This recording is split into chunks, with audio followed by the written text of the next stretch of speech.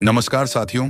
आज का हमारा वीडियो खासकर हमारे देश के उन नौजवान के लिए है जो हमारे भारतीय समाज में रहते तो हैं, पर उन्हें इन्हीं समाज में रहने वाले एक तीसरे वर्ग किन्नर वर्ग के बारे में जानकारी नहीं है, जिन्हें कुछ लोग छक्का या हिजड़ा कहते हैं। दरअसल जब एक स्त्री और एक पुरुष आपस में संबंध बनाते हैं, तब एक स्त्री के गर्भ में एक शिशु बनता है। लेकिन कुछ कारण बस जब स्त्री के गर्भ में कुछ ऐसी एबनॉर्मल प्रॉब्लम आ जाती है, जिससे कुछ ऐसा हो जाता है जिसे नहीं होना चाहिए।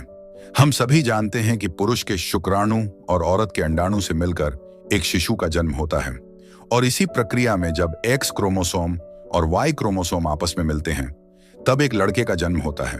और जब एक्स क्रोमोसोम के साथ मिलता है, तब एक लड़की का जन्म होता है।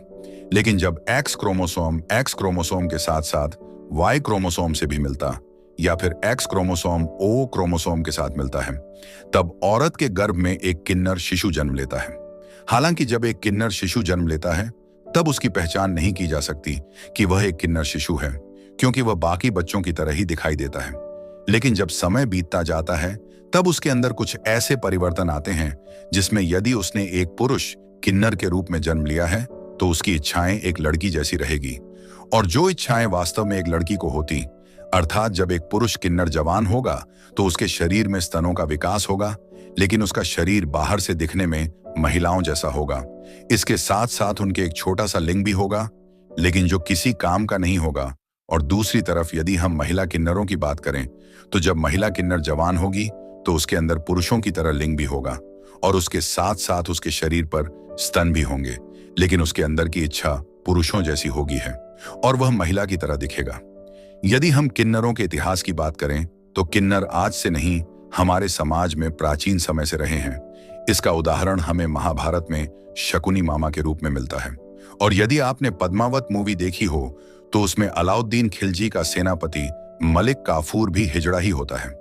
यदि आप किन्नरों के बारे में हकीकत जानना चाहते हैं, तो आप सन 1997 में रिलीज महेश भट्ट द्वारा निर्मित तमन्ना मूवी देखें, जो पूरी तरह किन्नरों के जीवन पर आधारित है, जिसमें पूजा भट्ट का भाई एक किन्नर होता है, जिसका रोल परेश रावल जी ने निभाया है, और वह एक अमीर माँ बाप की औलाद होता है।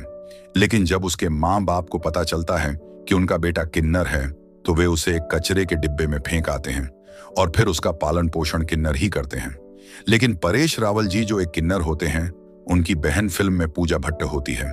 जब पूजा भट्ट जी को पता चलता है कि उसका एक भाई है जो कि एक किन्नर है, और किन्नर होने के कारण उनके माँ बाप ने उसे एक कचरे के डिब्बे में फेंक दिया, जो आज भी किन्नरों के साथ अपना जीवन यापन कर रहा है, तो पूजा भट्ट लाख कोशिश कर लेती है, लेकिन उसके माँ बाप परेश रावल जी यानी किन्नर को अपना बेटा मानने के लिए तैयार नहीं होते हैं। साथियों, यही हमारे समाज की हकीकत है। आज जब कोई नवजात बच्चा अपने माँ बाप के यहाँ किन्नर के रूप में जन्म लेता है, और जब उसे धीरे धीरे पता चलता है कि वह है एक लड़का ना लड़की होकर एक किन्नर है, तो उसके माँ बाप उसे नहीं अपनाते। साथियों, यही हकीकत है हमारे समाज की। आज तो हमारे भारतीय समाज ने बहुत तरक्की की है। आजकल के माँ बाप अपने बच्चों को बहुत प्यार करते हैं और उनकी हर ख्वाहिश पूरी करने को तैयार रहते हैं। पर आप अगर एक मिनट के लिए सोचिए, कहीं अगर आप किन्नर होते, तो क्या आपके माँ बाप आपको अपनाते? या अगर मैं ही किन्नर होता, तो क्या मेरे माँ बाप मुझे अपनाते नहीं? साथियों, यही हमारे समाज की हकीकत है। मैंने बचपन में सुना था, जब अस्पताल में कोई बच्चा किन्नर के रूप में जन्म लेता है, तो उसे जबरदस्ती किन्नर छुड़ा कर ले जाते हैं और अपने यहाँ रख लेते हैं। लेकिन यह बिल्कुल गलत है। कोई किसी को नहीं ले जाता। ये सब मनगढ़ंत धारणा है किन्नरों को बदनाम करने के लिए। दरअसल या तो हमारे माँ बाप उन्हें पैसा देकर किन्नर बच्चे को उन्हें सौंप देते हैं, या फिर उसे इतनी प्रताड़ना देते हैं कि वह मजबूर होकर किन्नरों के पास चला जाता है। और यही हकीकत है हमारे भारतीय समाज की। और फिर जानते हैं उसके साथ क्या होता है? आज महंगाई के जमाने में जहां हम भिखारी को भीख देना भी गलत समझते हैं, तो ऐसे में भला इन किन्नरों को मुफ्त में खाना कौन खिलाता होगा? किन्नरों का जो गुरु होता है, वह उनसे डबल मेहनत करवाता है, तब जाकर वह उन्हें 2 वक्त का खाना खिलाता है। और जब हमारे घर में शादी होती है, तो हम शादी के खर्च के लिए लाखों रुपए खर्च कर देते हैं। लेकिन जब यही किन्नर लोग हमारे पास हमसे 10-20 हजार रुपए लेने आते हैं, तो हम उनसे लड़ते हैं, झगड़ते हैं, तब जाकर के उन्हें हम पैसे देते हैं। अब आप ही सोचिए कि इसके अलावा ये लोग और क्या काम करते होंगे जहां से ये लोग भी अपने लिए कुछ कमा सकें। आज ऐसे कितने किन्नर हैं जो नौकरी कर रहे हैं या हमारे देश के नेताओं की तरह मंत्री या विधायक हैं। ले देकर मध्य प्रदेश में एक किन्नर विधायक बनी शबनम मौसी। उसके बाद आज तक कोई विधायक तो दूर की बात सांसद तक नहीं बन पाई है। मुरैना जिले में एक किन्नर नगर पालिका अध्यक्ष भी बनी थी, लेकिन फिर भी ऐसे उदाहरण कम हैं। अगर कोई किन्नर पढ़ाई करता है और किसी नौकरी की तैयारी करता है और उसके लिए अगर वह किराए पर हमारा मकान लेता है तो उसे हम अपना किराएदार बनाना भी पसंद नहीं करते।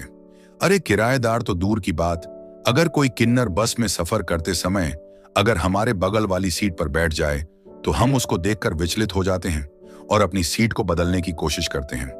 क्यों करते हैं हम लोग ऐसा? क्योंकि किन्नर लोग हमसे अलग अलग मोहल्ले में रहते हैं। यही कारण है कि वे हमारे भारतीय समाज में हम लोगों के साथ घुल मिल नहीं पाए हैं। और सरकारों ने क्या किया उनके साथ, यह भी सुन लीजिए कि जैसे कई शहरों में हम देखते हैं सरकारी शौचालय होते हैं जहां पर लोग टॉयलेट करने के लिए या पेशाब करने के लिए जाते हैं।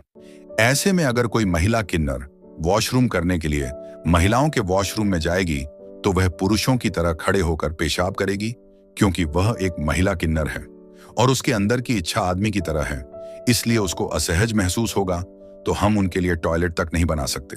अब जाकर के कई राज्यों की सरकारों ने अलग से किन्नरों के लिए टॉयलेट बनवाए हैं। ऐसा नहीं कि अगर कोई समस्या है तो उसका समाधान नहीं। इसलिए जब आप अपनी पत्नी के साथ संबंध बनाएं तो जो शुरू के 9 महीने होते हैं उसमें जब एक बच्चा महिला के पेट में गर्भ में होता है तब हमें विशेष ध्यान देने की जरूरत है। हम अपनी पत्नी का नियमित रूप से डॉक्टर को चेक कराएं और यदि पत्नी शराब, तंबाकू या सिगरेट का सेवन करती है तो उसे मना करें। बॉलीवुड के सितारे और मशहूर खलनायक आशुतोष राणा जी ने सन 2005 में किन्नर शबनम मौसी के ऊपर एक फिल्म बनाई थी जिसका नाम शबनम था। हालांकि फिल्म वो बहुत अच्छी है, लेकिन हम लोग ऐसी फिल्मों को देखना पसंद ही नहीं करते हैं। और कुछ लोगों ने तो नकली किन्नर बनकर पैसा कमाने के उद्देश्य से उनके धंधे को अपनाना शुरू किया। इसलिए सरकारों ने मजबूर होकर इनके लिए पहचान पत्र बनाना आवश्यक कर दिया कि अब यदि कोई किन्नर है तो उसकी पहचान जिले का कलेक्टर करेगा और यह सारा काम जिले का सामाजिक अधिकारिता विभाग करता है, जिसमें एक किन्नर की कुशल डॉक्टर द्वारा जांच पड़ताल की जाती है, तभी उसे किन्नर का सर्टिफिकेट दिया जाता है। हर कोई किन्नर नहीं बन सकता है। हाँ, अगर उसे किन्नर बना है तो उसे अपने शरीर के अंगों पर कट लगवाना पड़ेगा।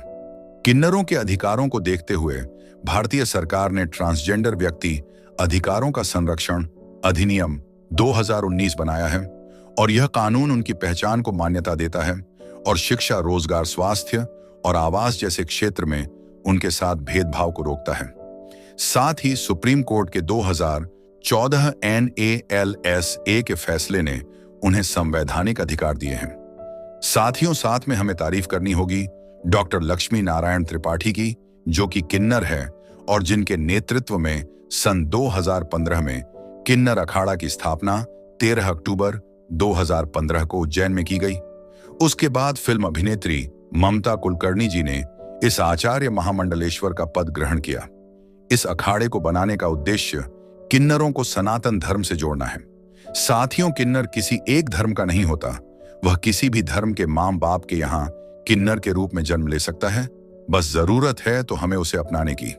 वीडियो अच्छा लगा हो तो हमारे चैनल को सब्सक्राइब कीजिए और लाइक का बटन दबाकर हमें मोटिवेट कीजिए और अपने साथियों को वीडियो शेयर कर इन विचारों को आगे बढ़ाइए।